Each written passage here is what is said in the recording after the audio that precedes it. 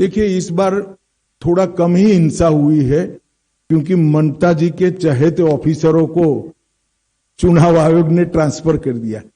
आपने कहा कि भय मुक्त बंगाल बनाना एक बड़ा बीजेपी का सबसे बड़ा इस बार का एजेंडा भी है और इन्फ्लेटर्स की बात की है, लेकिन जिस तरह से मुख्यमंत्री ममता बनर्जी खुद स्टेज में खड़ी होकर ये कहती हैं कि बीजेपी अनऑफिशियल प्रेसिडेंट रूल लगा चुकी है, रिसफल हो रहा है आईएएस आईपीएस ऑफिसर का, अब कोई भी अगर किसी तरह का दंगा होता है तो उसकी जिम्मेदारी इलेक्शन कमीशन को लेना है और बीजेपी को लेना है। कल ही देखा गया रामनवमी के दिन में मुर्शिदाबाद में एक वायलेंस का वहां घटना को अंजाम दिया गया। तो सर किस तरह से देखते हैं, क्योंकि चुनाव है, एमसीसी लागू है और जिस तरह का माहौल अभी से बन रहा है, सर क्या कहना है इस विषय पर? देखिए, देश भर में जहां जहां चुनाव होता है, जिन अधिकारियों के कामकाज पर सवाल उठे हुए हैं, चुनाव आयोग उसके ट्रांसफर पोस्टिंग में दखल देता है, वो पूरे देश भर में हो।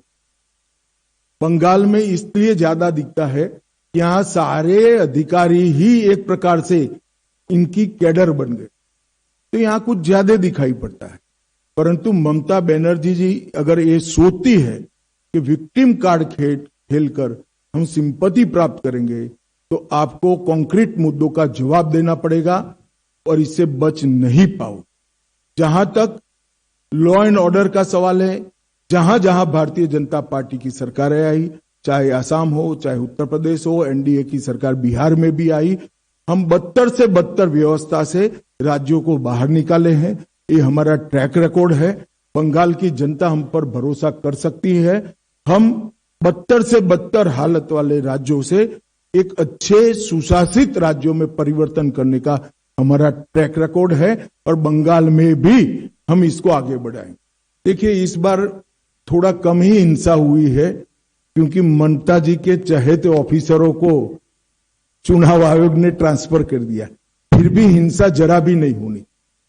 हम सब समुदाय की सुरक्षा की यहां पर चिंता करेंगे और विशेषकर बहुमत समाज की, क्योंकि तुष्टीकरण के कारण बहुमती समाज के साथ यहां बड़ा अन्याय हुआ है।